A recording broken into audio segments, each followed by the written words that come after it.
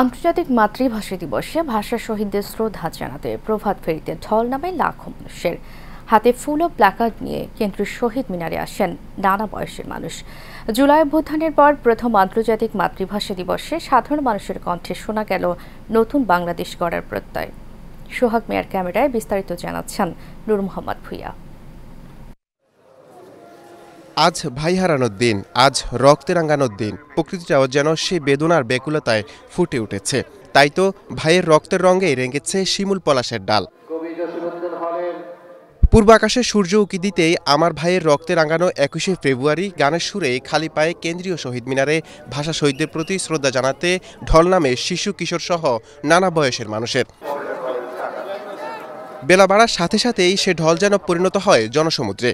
আজ ২১শে ফেব্রুয়ারি ভাষা দিবস। আমার ভাইয়ের রক্তে রাঙানো ২১শে ফেব্রুয়ারি। শহীদ মিনারে এসেছি আব্বুর সাথে ফুল দিতে। এইটাই প্রত্যাশা, আমরা যারা তরুণরা আছি তারা যেন সামনের দিকে এক ধাপ এগিয়ে যেতে পারি আর শহীদদের প্রতি সবসময় শ্রদ্ধা জানাতে পারি।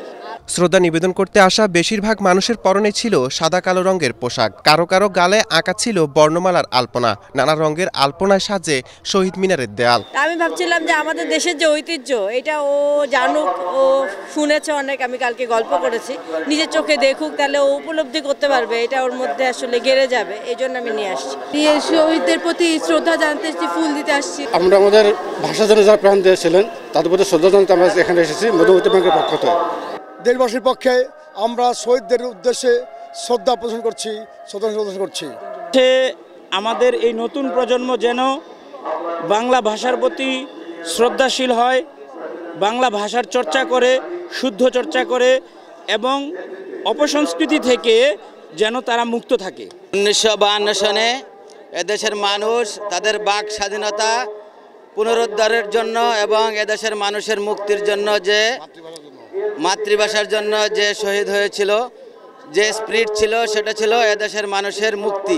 শ্রদ্ধা জানাতে আসা অনেকের মধ্যেই দেখা গেছে জুলাই আগস্টের গণ অভ্যুত্থানের প্রেরণা।